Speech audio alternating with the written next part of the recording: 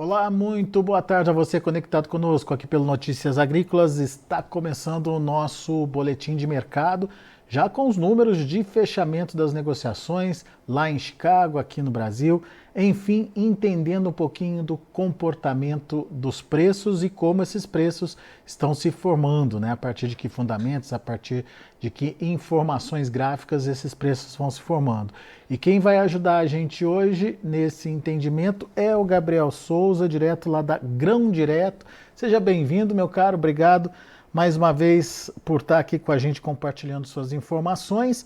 E hoje foi um dia interessante de analisar, foi mais uma sessão negativa para os preços em Chicago, mas o primeiro vencimento em novembro acabou perdendo aqueles 10 dólares por bushel. Tá ali, pertinho, 9,96 foi o encerramento hoje. Diz alguma coisa esse rompimento dos 10 dólares? Traz alguma ideia do que pode acontecer com o mercado daqui para frente? Conta mais pra gente, seja bem-vindo, Gabriel. Obrigado mais uma vez, boa tarde a todos, boa tarde a todos de casa. Vamos lá, vou até olhar um pouco aqui para baixo, né, para a gente acompanhar o gráfico. Hoje cedo, né, até estava fazendo uma análise aqui que a gente solta aqui na Grão Direto, e esse ponto dos 10 ele é muito importante, ele é muito relevante. O 10, ele, além de ser um fator técnico, tudo, ele é um fator psicológico de mercado, né, isso considerando o contrato em novembro. E o 10, ele pode representar muita coisa, né? Nessa região que a gente está agora, a gente teve, né, uma zona ali de subida lá desde setembro, ali a gente começou, agosto, setembro começou a ter uma escadinha, né? Voltamos a subir. E é natural que o mercado tenha um recuo, né? Um certo retorno. Eu falo que os 10 são muito importantes porque, além de tudo, né? Que nem eu citei agora, esse fator técnico, psicológico, ele é uma região que pode ter uma troca de polaridade, vamos dizer assim. Então o preço subiu, agora nesse retorno dos 10, né, no decorrer do comecinho agora da semana, entre hoje e amanhã, né, hoje a gente viu aí o mercado respondendo negativamente essa região, e agora a gente tem que ver, né, nos próximos pregões. Vamos ver aí, amanhã até quarta-feira, como é que vai ser a resposta desses 10. O que é Estamos, esperado, né? estamos num Ele ponto man... crítico, então, Gabriel. Exato, o que é esperado, né? Vamos dizer assim, para ter esse retorno saudável do mercado, para depois ele voltar a subir, é ele se manter acima dos 9,80 no decorrer dessa semana. Caso ele consiga se manter, né, a gente tem sim uma expectativa de um retorno aí a uns patamares mais altos, né, elevado, mais alto que eu digo, né, acima dos 10 agora. E agora, se perder os 9,80, aí a situação já muda, né? A gente começa a pensar, às vezes, em testes de mínimas ali do mercado. Bom, vamos imaginar então as duas possibilidades, né? Exato. Bateu nos 9,80, voltou a subir, ele tem uma tendência, um viés de alta. Exato. Ele vindo até os 9,80, vamos dizer assim, eu vejo o mercado como se fosse uma mola, né? Então ele acabou esticando, saindo ali da região de mínima, né, que a gente atingiu em agosto e agora as máximas até o final de setembro. Então, se a gente pegar esse patamar, né, acabou esticando o mercado. Então, essa mola está cansada, vamos dizer assim. Então, ela precisa retomar ali um movimento mais de elasticidade, né, para depois ela retomar a subir. Então, esse retorno, né, até a gente pode imaginar como se fosse comprimindo essa mola de novo. E que seria saudável, né, para ela retomar depois com mais força e voltar a subir, ela não perder esses 9,80, né? É um fator, é uma região ali que a gente vê que se perder, ela pode abrir um espaço a teste de mínimas, e se ela conseguir manter acima ali depois e vier rompendo depois o 10 e 30, que são fatores importantes, a gente pode ver um teste dessas máximas aí de setembro. Boa. E quais são as próximas resistência e piso aí, Rafael? Ó, Gabriel, desculpe. Vamos lá. O 9,95, né, considerando aí o contrato novembro, ele é um patamar bem interessante, mas se a gente for ver hoje, né, o fechamento de hoje foi mais ou menos na cara do gol ali, né, 9,96. Então, o primeiro que eu consideraria, né, já analisando o mercado com a abertura aí do mercado noturno, é ver como é que ele vai se comportar logo na abertura, se ele conseguir, né, retomar ali sem perder essa mínima de hoje, já é um fator interessante para tentar entrar algumas compras, né? Isso estou falando tecnicamente, né? Depois Uhum, a gente precisa uhum. vincular os fatores fundamentalistas. E depois um fator já é diretamente o 9,80. Então, desse patamar que a gente está vivendo hoje, aí, do 9,95 até o 9,80, são as duas Dois resistências que a gente pode, suportes, testes, perdão, que a gente pode considerar. dois testes importantes aí então, 9,95 e o 9,80 na sequência. Exatamente. Rompido esse suporte, daí se caracteriza já um viés mais negativo para os preços. Aí o próximo que a gente pode considerar aqui tecnicamente os 9,55 ali, é bem próximo da mínima que a gente atuou lá em agosto. Muito bem. Se resistir, vai buscar os 10. Se consolidar os 10, vai para onde? Né, consolidando, né, mantendo ali acima dos 10, a gente pode considerar os 10,30, que foi aquele, né, patamar que eu falei que quando o preço estava caindo, eu acreditava muito que esse 10,30 poderia segurar. No primeiro teste que aconteceu, ele até segurou, né, eu falei, poxa, né, deu tudo certo, mas depois acabou perdendo. Mas o 10,30 agora é uma região que ele acaba atuando como resistência, né? Então o preço vindo de baixo para cima nele também é uma região importante e relevante da gente analisar o comportamento. Se, né, abrindo o gráfico aí todo mundo acho que consegue entrar no TradingView lá, buscar o contrato de soja e ver essa região dos 10,30, toda vez que ela foi rompida com alguma expressão, com uma expressividade. Então, para acontecer isso novamente, né, rompendo de baixo para cima, precisa ter algum fluxo, alguma coisa que ajude o preço a caminhar nesse patamar. Boa. Tecnicamente, então, a gente tem essas possibilidades. Agora, como você disse, a gente precisa entender os fundamentos também e como esses fundamentos podem ajudar graficamente aí esses números se concretizarem. O que a gente tem que Exatamente. olhar em termos de fundamento agora, Gabriel?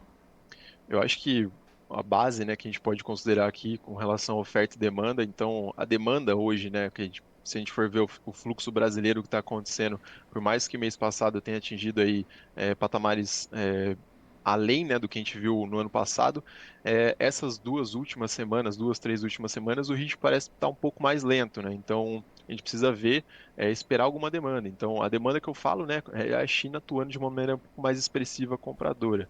E o que a gente vê hoje da China é que a China parece que está tirando um pouco o pé, né? Ela está muito. A gente pode considerar, às vezes, um receio com relação à eleição norte-americana, alguma coisa de crescimento da China, que pode ter algum investimento, pode ser que dê uma segurada. Então, a gente tem que esperar, né, o chinês ter condição de comprar, tá em crescimento para poder realmente originar esses produtos a partir do nosso país.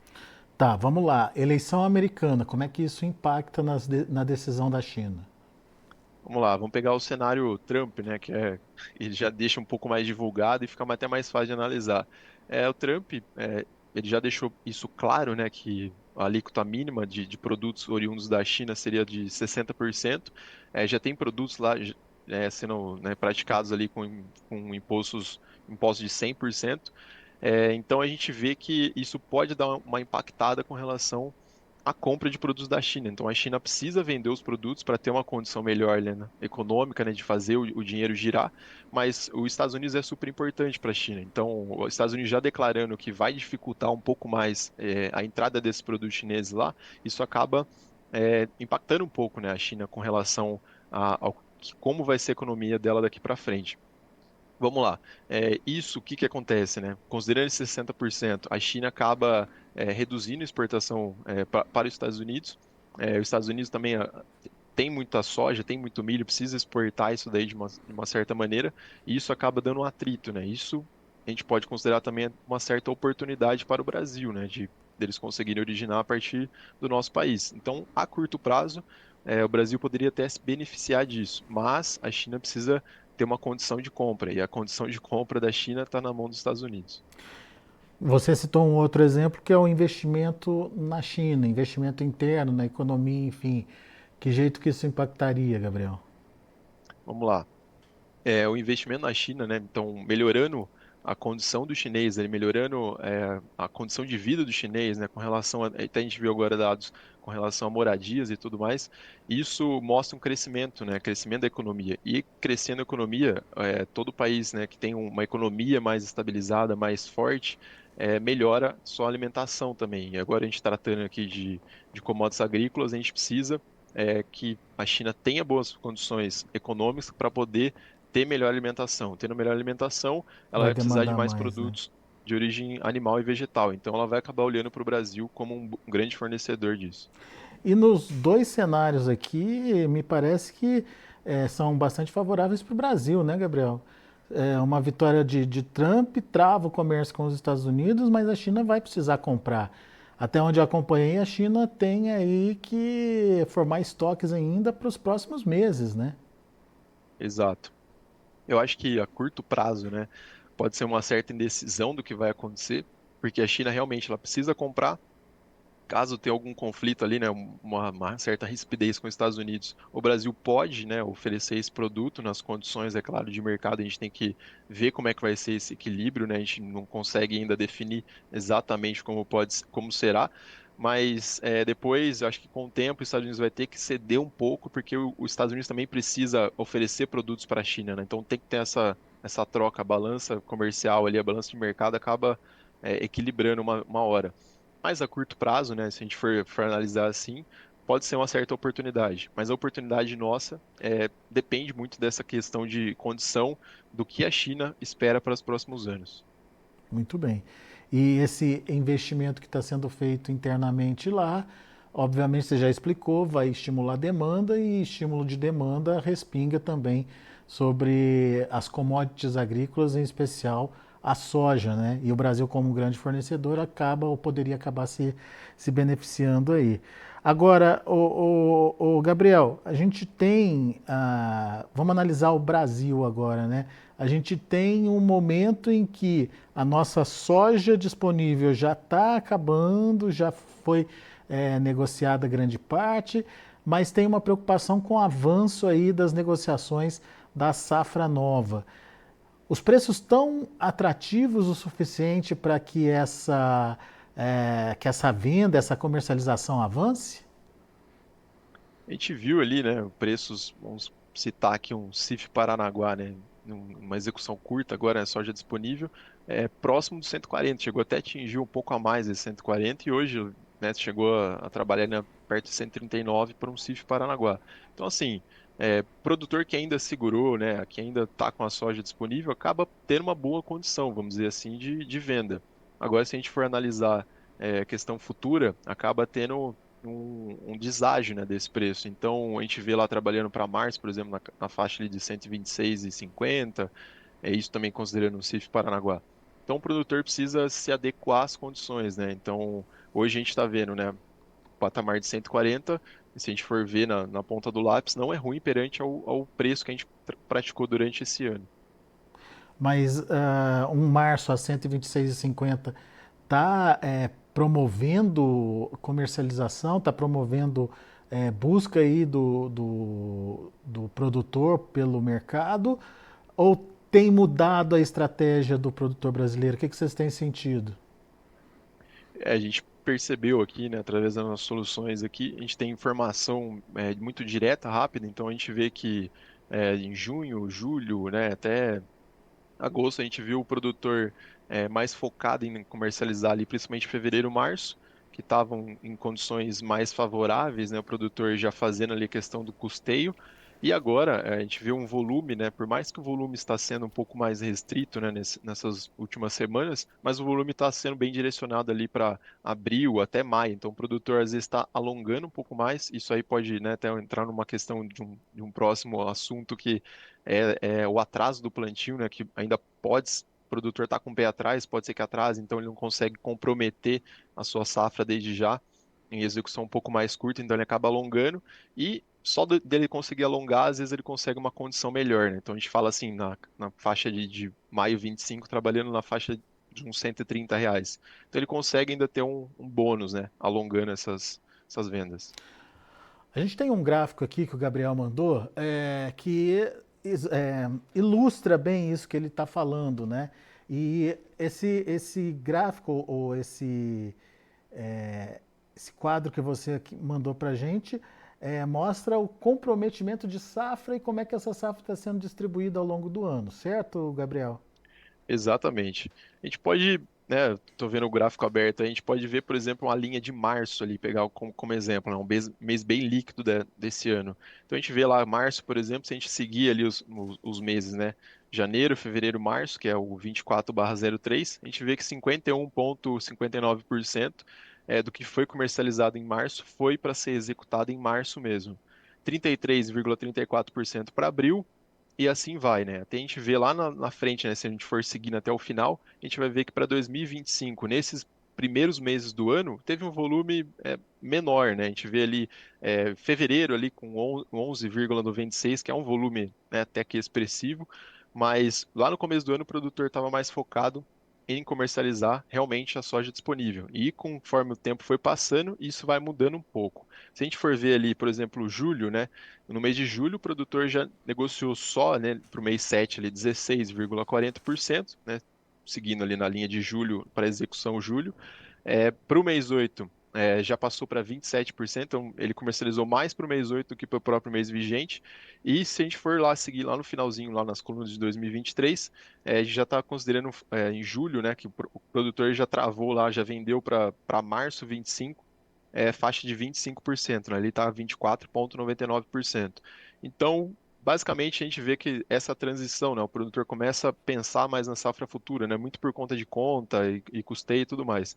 E trazendo agora mais recente, né, o mês de outubro, por exemplo, 30% foi comercializado para outubro, do volume que a gente não está considerando um volume muito expressivo, né, por ser um mês não tão líquido, mas lá na frente, né, se a gente for analisar, o produtor a gente já está falando assim na faixa de 19% ali, quase 20% para abril e 21% para maio. Então foi o mês, né, que a gente teve o maior volume já para maio.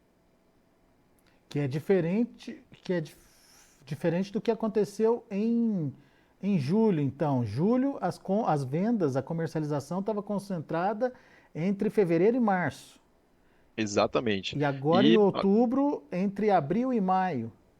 Exatamente. Então, isso traz para a gente, né, ou dois cenários, basicamente. Ou o comprador acaba direcionando, né, um fluxo ali, né, incentivando as vendas para mês mais alongado por conta desses meses anteriores já estarem um pouco mais comprometidos com relação às compras que já fizeram. Realmente o produtor está preocupado, né, com essa questão de atraso de safra, com as chuvas, como é que está a situação climática, e ele acaba alongando um pouco mais a venda com um receio de às vezes não ter essa soja disponível. E o preço melhora também um pouquinho mais. O preço tem um certo acréscimo, né? Conforme vai esticando um pouco mais, os compradores conseguem pagar um pouco mais também. Muito bem. Por que a gente está mostrando isso?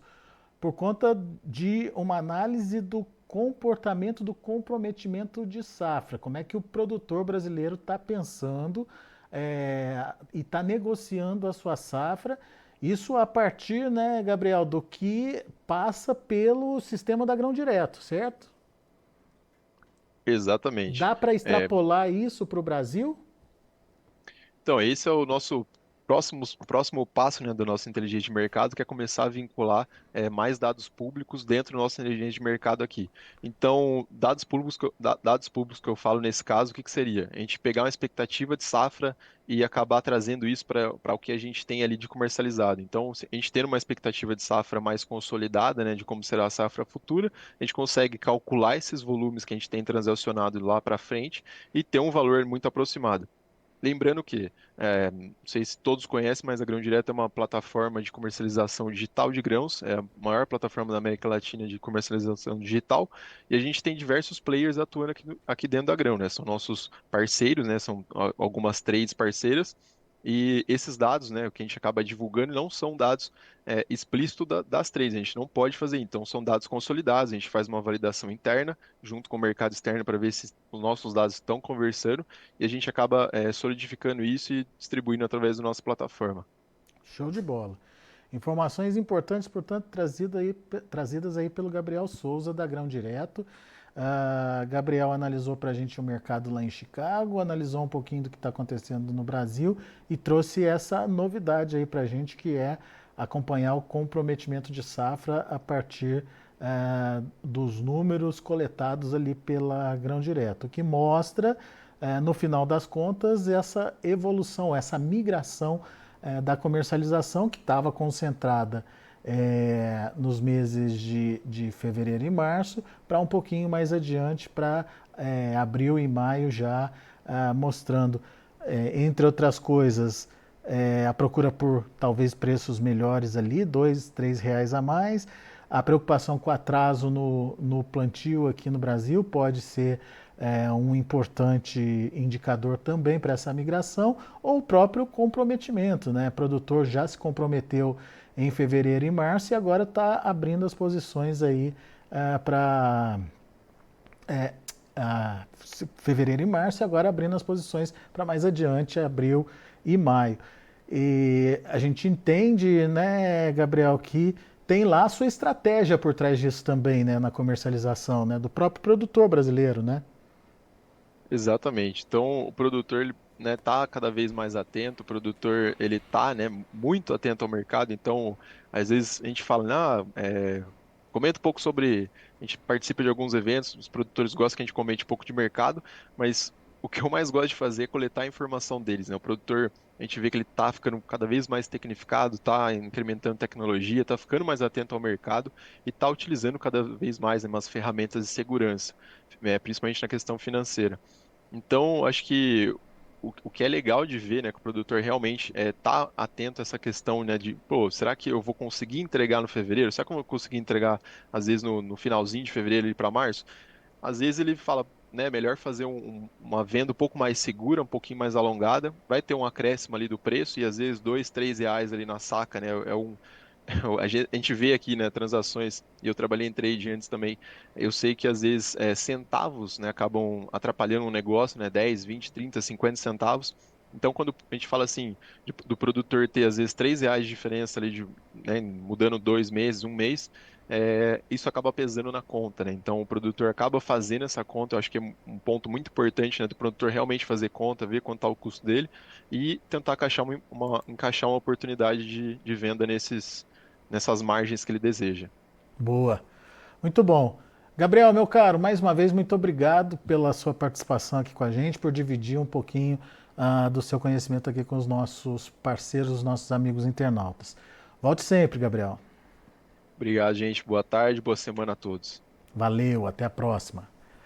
Tá aí, Gabriel Souza, grão direto aqui com a gente, trazendo perspectivas num cenário olhando para os gráficos, num cenário olhando para os fundamentos, trouxe também um pouquinho da perspectiva de comercialização aqui do Brasil, enfim, um bate-papo bastante completo aí, com números e exemplificações trazidas pelo Gabriel Souza, lá da Grão Direto.